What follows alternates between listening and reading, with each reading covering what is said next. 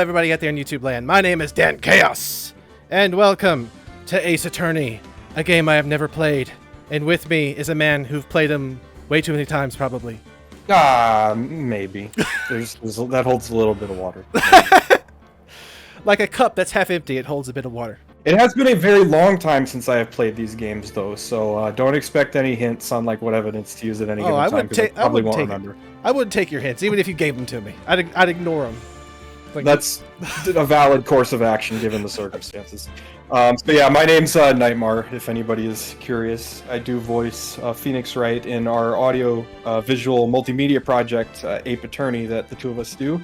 So I've been graciously requested to provide the voice of our narration and main character, Phoenix Wright, in Dan Chaos's Ace Attorney Trilogy adventures. Yes, he's voicing because he's French kiss. French kiss? No, chef's kiss. Yeah, that's, I don't know you like that. I need an adult. Oh, we need help already. He is masterful at the voice of Phoenix Wright, and I am going to play the voice of everyone else, which I've never done. I don't do many voices in the project. Well, I don't do any of the voices for the Ace Attorney characters, but I'm the artist on the project. There is links in the description below if you want to explore that. He wrote it. He created it. He wrote me into it. And so now he's roping me into the games, and in which case I'm excited because I've liked what I've learned so far, which is that he likes to wear a tie and yell at people. Take this. Is this enough of an intro? Sure. Let's get right to it. And we'll experience your first ever foray into this crazy, zany, semi-visual novel world of Ace Attorney. Yes, it's my first time.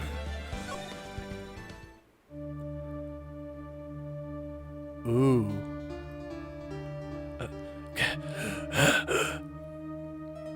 I don't know who's speaking, so I guess I should be doing this. It's not me. Okay. That's all you need You to know. should know when you're speaking. Dang it! Why me? I don't curse. I can't get caught. Not like this. I've got to find someone to pin this on. What's at the center of my forehead? I mean, someone like him. I'll make it look like he did it. I don't know if this voice fits this character. I guess we'll find out. That's the fun of going in blind. Yeah, I'm as blind as justice. August 3rd, 9:47 a.m. District Court Defendant Lobby Number 2.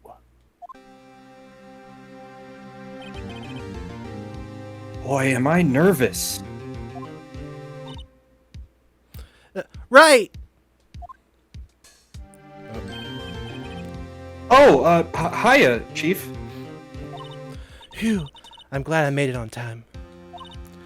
Well, I have to say, Phoenix, I'm impressed. Not everyone takes on a murder trial right off the bat like this. It says a lot about you, and your client as well. Thanks. Actually, it's because I owe him a favor. A favor? You mean you knew the defendant before this case? Yes. Actually, I kind of owe my current job to him. He's one of the reasons I became an attorney. Well, that's news to me. I want to help him out any way I can. I just really want to help him. I owe him that much. It's over! My life, everything, it's all over! Is that your client screaming over there? Yeah, it's him. Death! Despair! Oh! I'm gonna do it! I'm gonna die! It sounds like he wants to die. Yeah.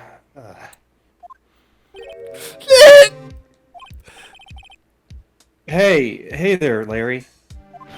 Dude, I'm so guilty! Tell them I'm guilty! Give me the death sentence! I ain't afraid to die! What? What's wrong, Larry? Oh, it's all over. I'm finished! Finished! I can't live in a world without her. I can't! Who took her away from me, Nick? Who did this? No, Nick! You gotta tell me who took my baby away! The person responsible for your girlfriend's death? The newspapers say it was you.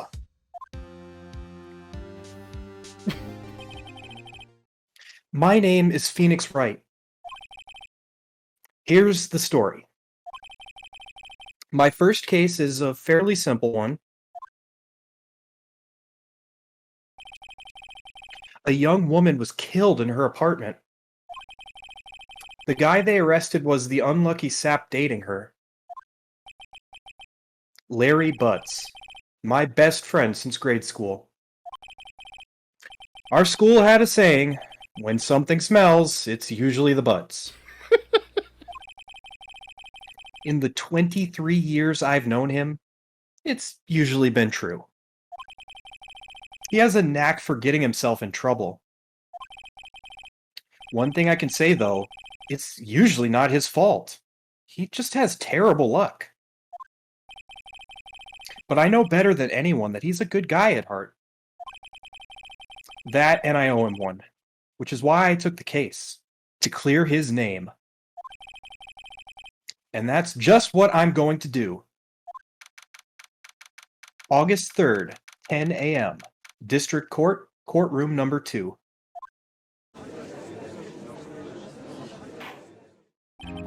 Court is now in session for the trial of Mr. Larry Butts. The prosecution is ready, Your Honor. The, defense is ready, Your Honor. Mr. Wright, this is your first trial, is it not? Yes, Your Honor. I'm, a little nervous. Your conduct during this trial will decide the fate of your client. Murder is a serious charge. For your client's sake, I hope you can control your nerves. Thank you, Your Honor. Mr. Wright, given the circumstances, I think we should have a test to ascertain your readiness. Yes, Your Honor. Hand shaking, eyesight fading. The test will consist of a few simple questions. Answer them clearly and concisely. Please state the name of the defendant in this case. I want to say it's Larry Butts. Want to say it's Larry Butts. The defendant? Well, that's Larry Butts, Your Honor. Correct. Just keep your wits about you and you'll do fine. Next question. This is a murder trial. Tell me, what's the victim's name?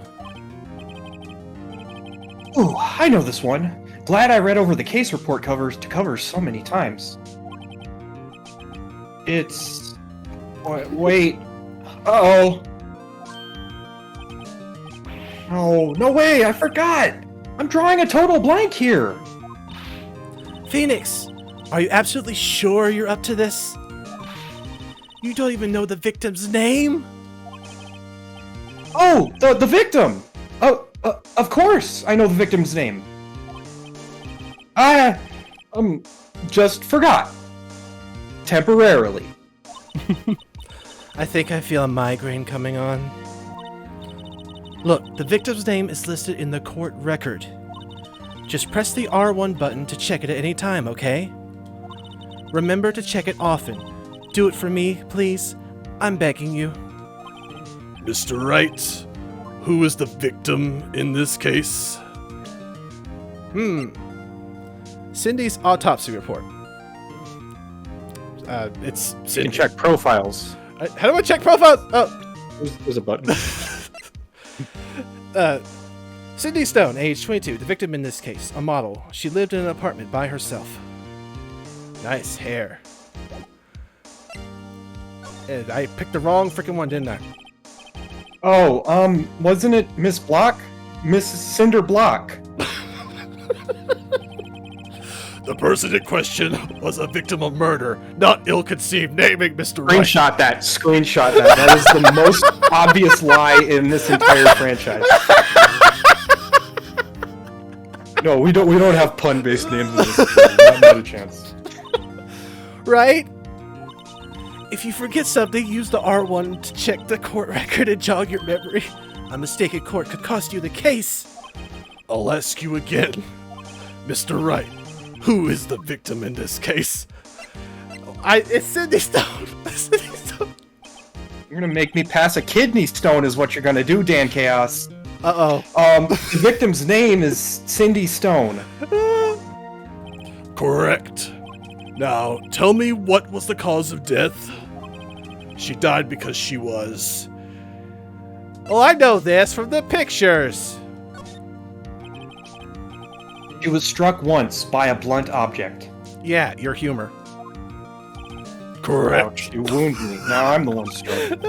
You've answered all my questions. I see no reason why we shouldn't proceed. Actually, Your Honor, I see several already, but I'll hold my tongue. Oh, Legal Eagle, hold your applause for later. You seem much more relaxed, Mr. Wright. Good for you. You do. You do. Thank you, Your Honor. Because I don't feel relaxed, that's for sure. Well then. First, a question for the prosecution. Mr. Payne. Yes, Your Honor. As Mr. Wright just told us, the victim was struck with a blunt object. Would you explain to the court just what that object was? The murder weapon was the statue of the Thinker. It was found lying on the floor next to the victim. I see. The court accepts it into evidence. I don't know why, but my voice for the judge is just what I try to do for Inka Dinka Doo. I think we both know why. Because you play the judge of Inka Dinka Doo in our series. That's all I got. We haven't even cross-examined these two witnesses Must yet. you be so incessant with all of these technicalities? Silence! The defense must now cross-examine the witness. I gotta say, it's almost frightening how on point your voice for Winston Payne is. Just based on his looks alone, I think you nail him perfectly. Well, thank you. That just means everything else is bad. I didn't say that. You inferred. Objection. Statue edited. Statue. Oh, who's doing the narration? Me or you? That is a legitimate question, and I demand an answer. I would like to defer to my counsel. Go ahead. Should I read like the evidence off too, or do you want to do that? I mean, you can do it. I'm doing all the other voices. Go ahead. Okay. Statue. A statue in the shape of the Thinker. It's rather heavy. Statue added to the court record. Right. Be sure to pay attention to any evidence added during the trial. That evidence is the only ammunition you have in court. What did I bring this gun for? Well, it's high noon somewhere in the world. Use the R1 button to check the court record frequently. R1 is usually the shoot button. They're all dead. Mr. Payne?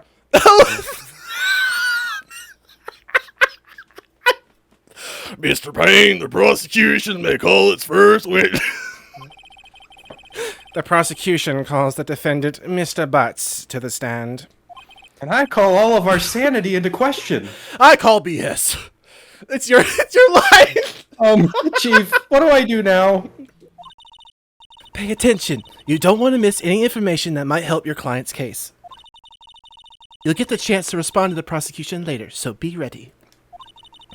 Let's just hope he doesn't say anything unfortunate. Oh, Larry gets excited easily. This could be bad. So do we, apparently.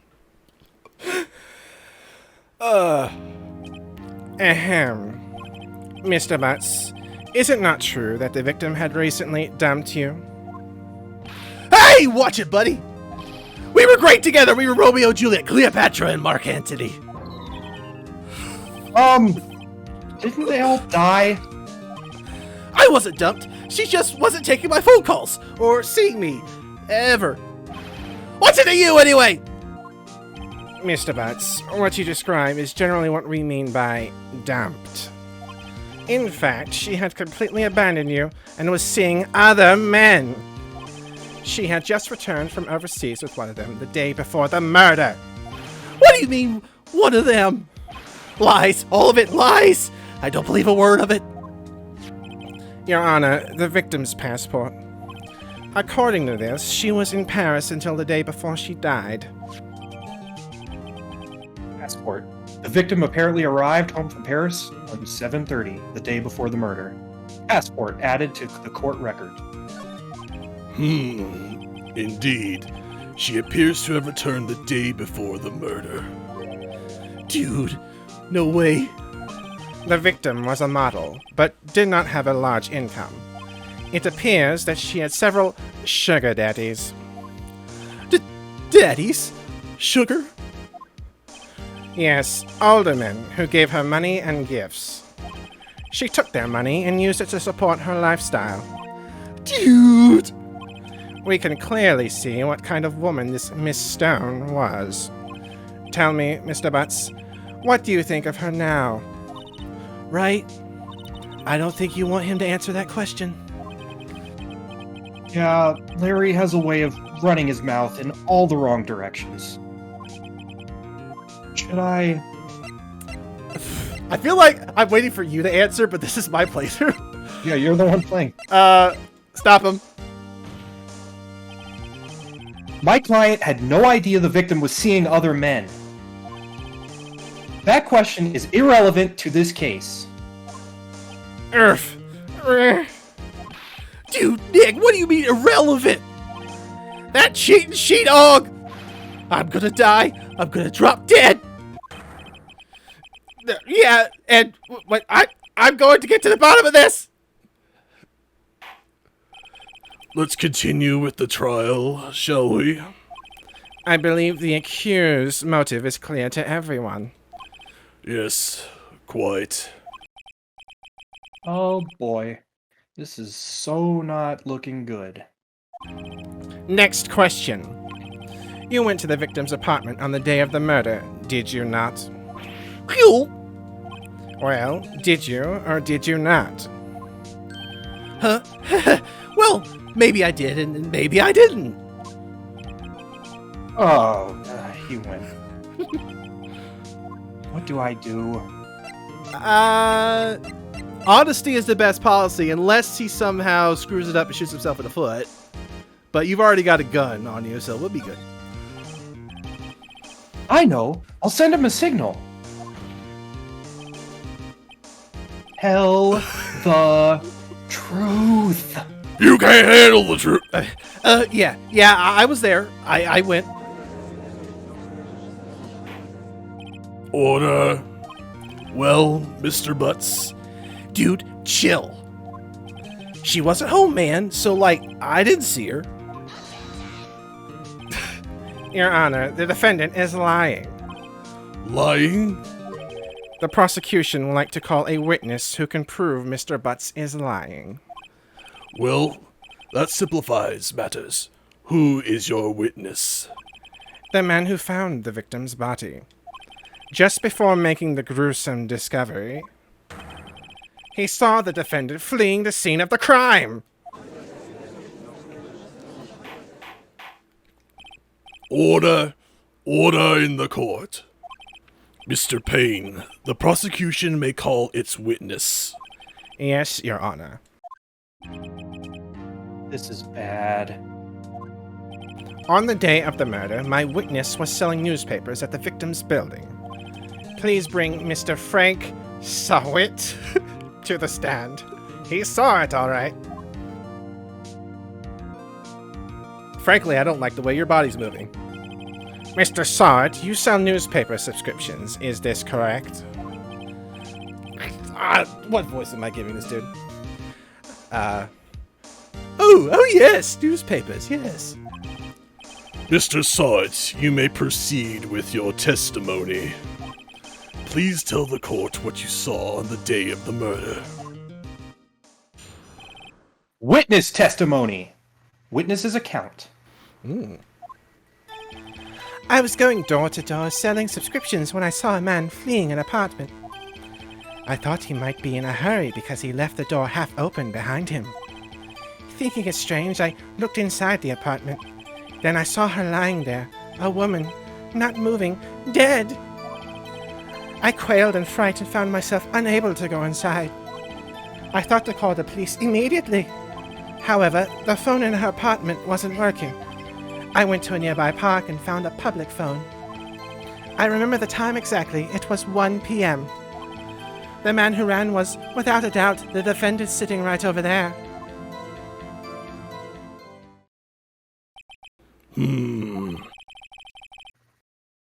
Larry, why didn't you tell the truth? I can't defend you against a testimony like that. Incidentally, why wasn't the phone in the victim's apartment working? Your Honor, at the time of the murder, there was a blackout in the building. Aren't phones supposed to work during a blackout?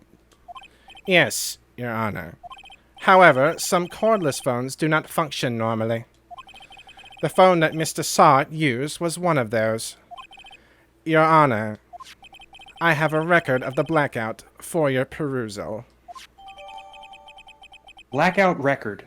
Electricity to Miss Stone's building was out from noon to 6 p.m. on the day of the crime. Blackout record added to the court record. Now, Mr. Wright, Yes, yes, Your Honor. you may begin your cross-examination. Cross-examination, Your Honor? Alright, Wright. This is it. The real deal. What exactly am I supposed to do? Why, you exposed the lies in the testimony the witness just gave. Lie? What? He was lying? Your client is innocent, right? Then that witness must have lied in his testimony. Or is your client really guilty? How do I prove he's not? You hold the key. It's in the evidence. Compare the witness's testimony to the evidence at hand. There's bound to be a contradiction in there. First, find contradictions between the court record and the witness's testimony. Then, once you've found the contradicting evidence, present it and rub it in the witness's face. Okay. Now, do you mean the evidence or my gun? Which one do I rub in their face? I don't think you should be rubbing anything in anybody's faces, especially if it's about to shoot off. Open the court record with the R1, then point out the contradictions in the testimony. With my gun? Yes, point it with the gun. Point a gun. Cross-examination. Witness's account. He's already got like a bullet hole in his forehead. That's my aiming reticle. Time to. Okay. I should read these. That's all of it. There must be a contradiction in there somewhere. Examine the court record with the R1 if anything suspicious. Something. Dark side. Then find the evidence that contradicts his testimony and present it to the court. I would say the one thing that we could probably contradict without looking at the evidence yet is probably the time. So let's see. Yep. It's 4 p.m. to 5 p.m. is the time of death. And he said it was like 1 o'clock. So... This evidence clearly reveals the contradiction in that statement, Your Honor. I probably should have picked like the correct statement, right? That is correct. That is what you should have done. You are correct, sir. They aren't, are they? Not at all. Mr. Wright, please think the facts over. Okay. I'm getting this. I don't think that won me any points with the judge. Okay, I'm getting this now. Gotta go over to the time. And then I gotta do... Hey, back up! Back up! It was 1 p.m. Well, that is wrong. I'm gonna do it again. Objection! You found the body at 1 p.m. You're sure? Yes, it was 1 p.m. for certain. Frankly, I find that hard to believe. Your statement directly contradicts the autopsy report. The autopsy notes the time of death at sometime after 4 p.m. There was no body to find at 1 p.m.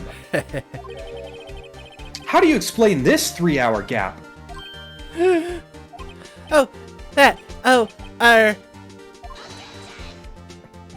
This is trivial. The witness merely forgot the time. After his testimony, I find that hard to believe. Mr. SAWHIT, why were you so certain that you found the body at 1 p.m.? Gee, that's a really good question. Great job, Wright. Way to put him on the spot. That's all you have to do. Point out contradictions. Lies always beget more lies. See through one, and their whole story falls apart. Wait, I remember now. Would you care to give your testimony again? Witness testimony. The time of discovery. The Discovery Channel? Maybe. You see, when I found the body, I heard the time. There was a voice saying the time. It was probably coming from the television. Oh, but it was 3 hours off, wasn't it? I guess the victim must have been watching a video of a taped program. That's why I thought it was 1 p.m. Terribly sorry about the misunderstanding.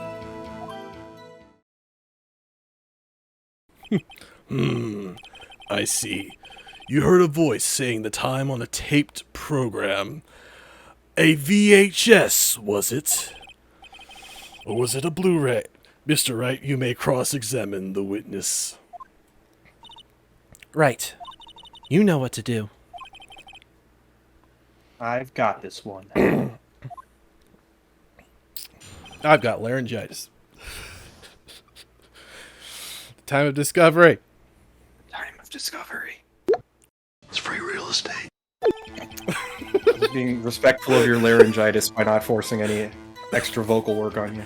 But you were the one who was supposed to be vocal working. I heard the time. There was a voice saying the time. You know what? Let's look at the frickin' evidence. Yeah, that's right. The electricity was out, so you wouldn't have heard nothing. You frickin' liar. So, it was probably coming from the television, so I guess I should be able to present that, right? I'm not gonna screw up again, am I? Let's find out. Objection! You know you screw up if the music keeps playing. That's the universal tell. If the music stops, you did something right. Oh. Hold it right there! The prosecution has said there was a blackout at the time of the discovery. And this record proves it. You couldn't have heard a television or a video.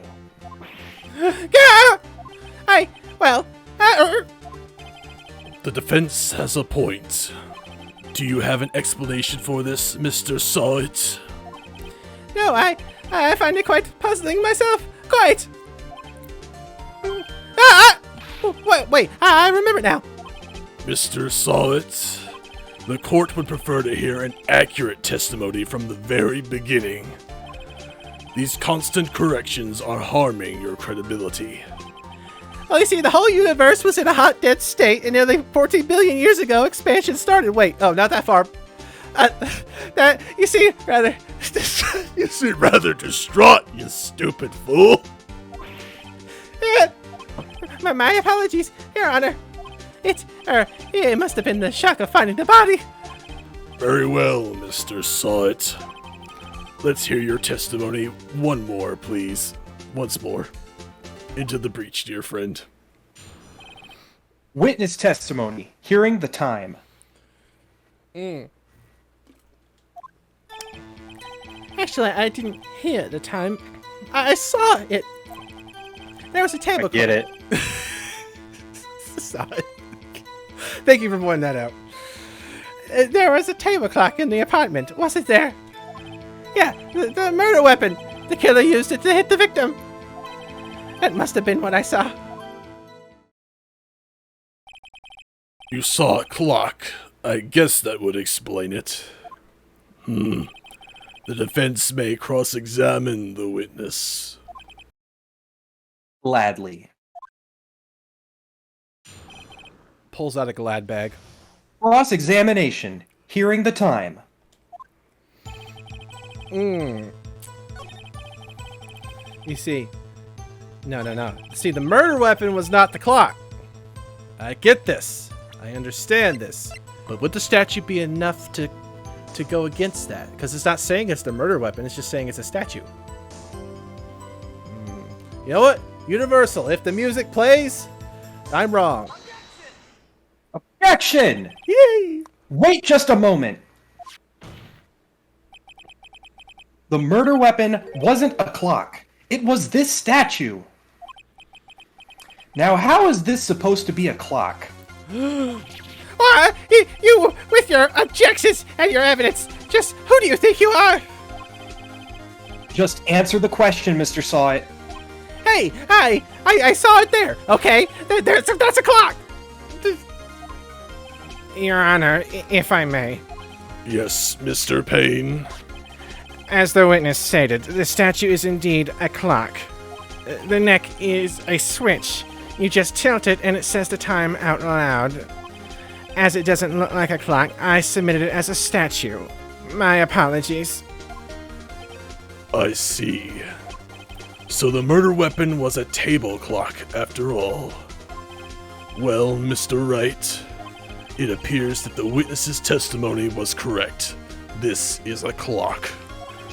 Do you have any problems with his testimony now? I have many problems with it. I just don't know which ones I do. Yes. Your Honor, there is a gaping hole in the witness's testimony. The only way he could have known the weapon was a clock is to hold it in his hand. Yet the witness testified that he never entered the apartment. Clearly a contradiction. Indeed. The witness knew it was a clock because he... Well, obviously you went to the apartment. You're lying! You were inside the apartment on the day of the murder. Oh yeah? Prove it! Prove I went in there! I'll do better than that. I can prove you were the one who killed her. You struck her with the clock, and the shock of the blow triggered the clock's voice. That was the sound you heard. Order in the court. Intriguing. Please continue, Mr. Wright. Yes, Your Honor. Mr. SAWHIT, the sound must have left quite an impression on you. Understandable, since the murder weapon spoke just as you hit the victim. That voice was burned into your mind. That's why you were so certain about the time! What's the meaning of this? This is all baseless conjecture. Faceless? Just look at the witness's face! It's Got that dot on his forehead! That's because That's not normal! there's a sniper in the window. If I don't say who did it, I'm gonna go to jail or something. Would the witness care to elaborate? Did you strike the victim with the clock? That day I never. Look, the clock I heard. No, I mean I saw. Ah! Shut up! I hate you! You're not my real dad! It was him, I tell you. I saw him. He killed her. He should burn. Give him death! Order! Order in the court, I say. Your Honor, a moment, please. There isn't a shred of evidence supporting the defense's claims. Mr. Wrights, Your Honor? you claim the sound of the witness heard came from the clock. Do you have any evidence? The whole case is riding on this. I better think it through carefully. Your Honor, the sound Mr. SAWHIT heard was definitely the clock. A fact which is clear if you simply... Try sounding the clock. Let's sound the clock now, here in this court. Your Honor, may I have the clock? I ask the court to listen very carefully. Beep. That certainly is a strange way to announce the time. Well, he is the thinker, after all. So, we've heard the clock. What are your conclusions, Mr. Wright? Mr. Payne, can you tell me what time it is now? It's 11:25. As you can see, this clock is exactly 3 hours slow. Precisely the discrepancy between what Mr. SAWHIT heard and the actual time of death. So, Mr. SAWHIT, try to talk your way out of this one. How did I get so much uglier? Ha! Ha! You forget one thing! Uh-oh.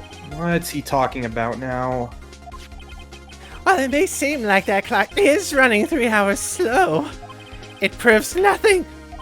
How do you know it was running 3 hours slow on the day of the murder? It can't prove that. You don't have a case.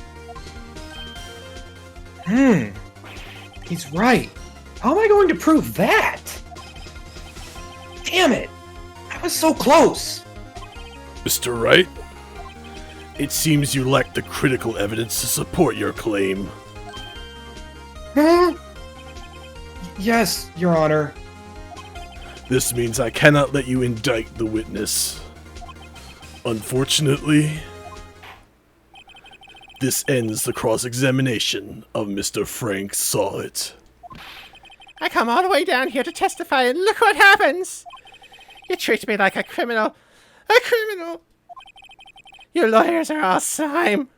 They slimed me. I almost had him! Sorry, Larry.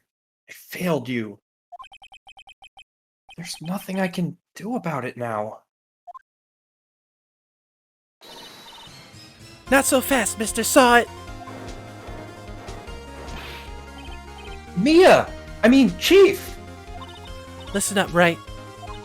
Don't throw this one away. Not like this. Think! Chief, it's over. I can't prove the clock was slow the day of the murder. Nobody can prove that. Well, yes. But that doesn't mean you can't still win. Try thinking out of the box. Don't waste time doubting the facts. Assume the clock was 3 hours slow and think through it. Ask yourself, why was the clock 3 hours slow? Figure out the reason, and you'll have your proof. Right? Can you think of a reason as to why the clock would be 3 hours slow? Yeah, it stopped working when you bonked him on the head. Wait! Maybe I can prove it. You must have evidence somewhere that can prove it, right? Find it and let them have it. Well, Mr. Wright, you say the clock was already running slow on the day of the murder. Have you found evidence to support this claim? Of course. There's a piece of evidence in the court record that can prove my claim beyond a doubt. Ha! Tough words! Let's see you pull this one off! Let's see this evidence that proves why the clock was running slow.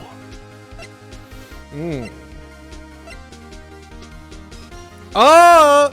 She was in Paris! So if she took the clock with her, it would be wrong? Is Paris 3 hours away from Japan? This place in California. Yeah, this place is in Cali. So, I mean, it's either the blunt force trauma that made the clock not work, but the clock was already not working when he went bonk. So, Correct. and it's powered by batteries, so it's not the power. So it's because she just came home from the... Oh, she got the statue in Paris as a souvenir, and it was still in Paris time. That! The victim had just returned home from abroad the day before the murder. As we all know, the time difference between here and Paris is 9 hours. When it's 4 p.m. here, it's 1 a.m. the next day there. The clock wasn't 3 hours slow, it was 9 hours fast. Ooh! The victim hadn't reset her clock since returning home. That's why the time you heard when you struck her dead in her apartment was wrong. Proof enough for you, Mr. Saw It? Or should I say, Mr. Did It? That's Mr. Do I did it to you!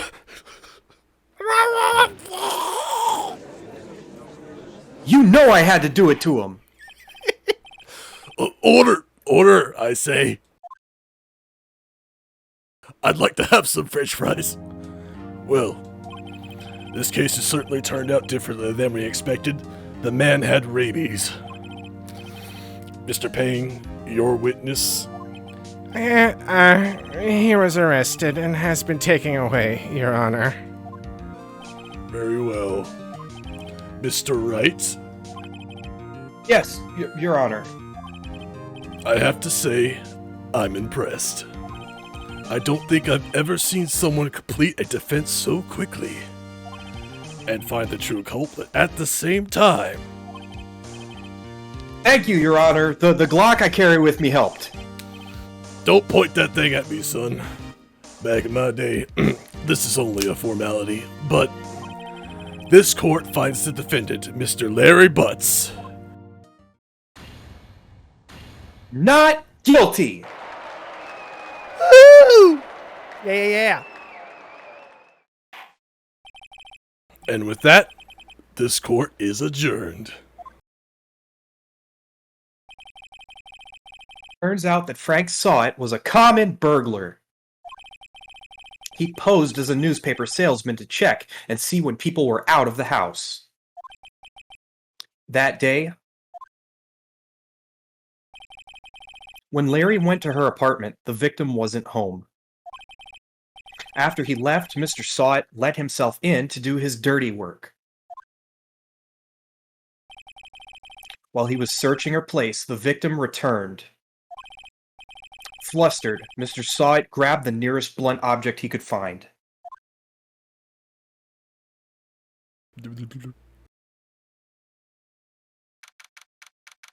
August 3rd, 2:32 p.m.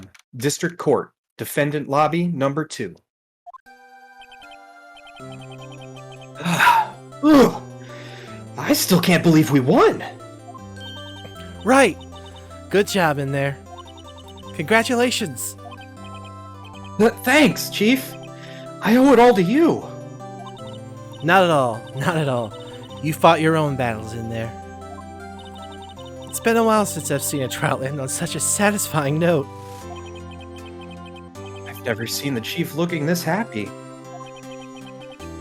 If she's this glad, imagine how Larry must feel. My life is over! Larry, you're supposed to be happy. What's wrong now? Oh, Nick! Don't worry about me. I'll be dead and gone soon. Good. Wait, no, I mean bad. Bad. Larry, you're innocent. The case is closed. But my Sydney Whitney's gone, man. Gone forever. Larry, she was a...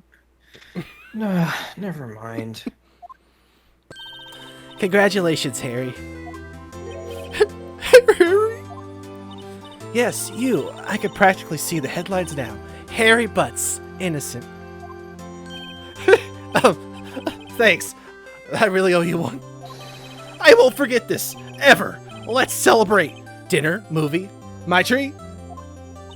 Oh, no, I couldn't. Hey, I was the one who got you off the hook. Oh, hey! Here, take this. It's a present. A present for me? Wait, wasn't this the evidence that Actually, I made this clock for her. I made one for her and one for me. Really? You made this? Huh. Well, thank you. I'll keep it as a memento. Yo, Nick! Can you believe it? I was so into that chick. And she was just playing me for a fool. Don't that make you want to just cry? Larry. Are you so sure? Excuse me? I think she thought quite a lot of you in her own way. Nah, you don't gotta sympathize with me. It's okay. Oh, I'm not just sympathizing, really. Isn't that right? Don't you have something to show your friend? Something that proves how she felt about him? Huh? Oh, yeah, right. What the heck is she talking about? I love it. Even outside the courtroom, it's just like a freaking case. I'm guessing the statue, because like she did. Wait, if he gave it to her, then it wasn't that she took it with her to Paris and didn't get it from Paris, and then she sent it to Paris time. Okay. Connecting the dots. Take that! Check this out, Larry. Proof positive you weren't just some chump to her. Huh? What about the clock? This is the clock you made for her, Larry. And she took it with her when she traveled. Whatever. She probably just needed the clock. That's all. You think so? It's a pretty heavy clock to take traveling. Well, make of it what you will. Hey, Nick. I'm glad I asked you to be my lawyer. Really, I am. Thanks. Hope that made him feel a little better. Aw. Right? I hope you see the importance of evidence now. Also, hopefully you realize things can change depending on how you look at them. People, too. We never really know if our clients are guilty or innocent. All we can do is believe in them. And in order to believe in them, you have to believe in yourself. Right? Listen, learn, grow strong. Never let go of what you believe in. Never. Well, I think our work here is done. Shall we be off? Yeah, I guess so. Say, how about dinner? On me? We'll drink a toast to innocent butts. Yeah. Oh, speaking of Harry, you were saying part of why you became a lawyer was because of him. Well, yeah. Part, at least. You'll have to tell me more about it sometime. Maybe over drinks? And so, my first trial came to a close. Larry slapped me on the back and said, "Gee, Nick, it's good to have friends." But I'm pretty sure he's not going to pay us, unless you count the clock he gave Mia. I didn't know it then, but that clock was soon going to be at the center of another incident. And my promise to tell the chief about me and Larry would be one promise that I wouldn't be able to keep. The end. The suspense! The suspense is killing Brand me. new episode has been added. Yeah, suspense is one of the high points of this series, along with the fun and the puns. That was interesting. Do they all start out with you knowing who the bad guy is at the beginning? No, that was actually something that the development team talked about in interviews. Because this is the first game in the series and the first case in the first game, they didn't want you to have any doubts as the player that you were right. Oh. So no, they don't always. I will say that the way that characters and scenarios are written in Ace Attorney, just because it is a puzzle game, more or less, a lot of times as the trial goes on, you start to get more and more certain that you might know who did it. And at that point, it's not proving who so much as how. And so it's always about finding the contradictions in what they're saying and finding what evidence proves that they're lying. And how they did it is just as important as who did it. Some of them get pretty crazy. Yeah, that one definitely felt like a trial run rather than just a trial.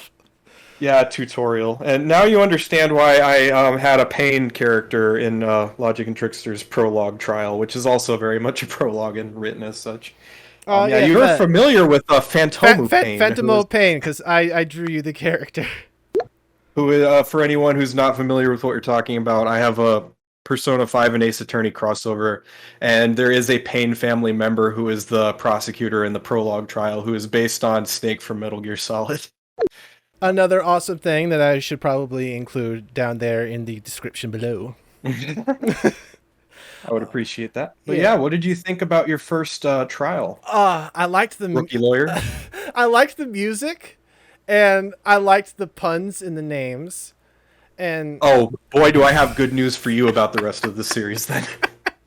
Yes, I think having you along for the ride has really made this a whole lot more like meaningful of a game. Just like, I don't know, it felt like, you're Phoenix and then I'm being Larry and then we're like bonding and then I'm not going to jail and then it's like I feel like you saved me. It's like it was kind of like role play, but like in a non-creepy way.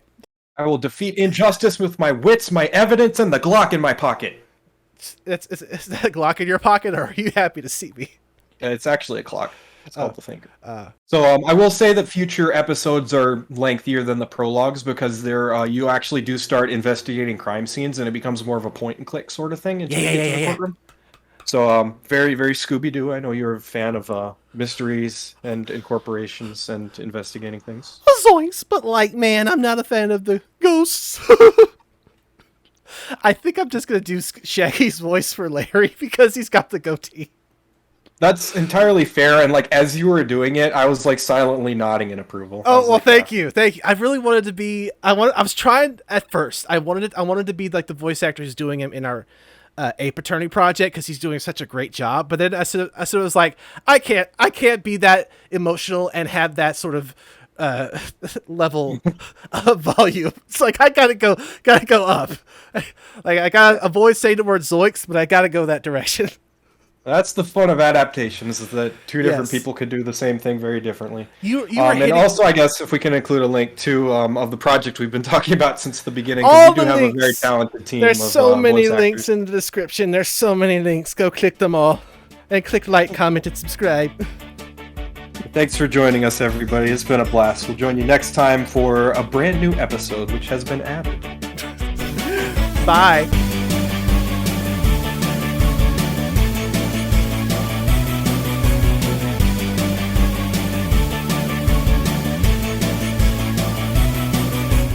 We both have that showmanship flair to actually be good at doing stuff like this. Yeah. The guy on screen, though, he's got some showman flair.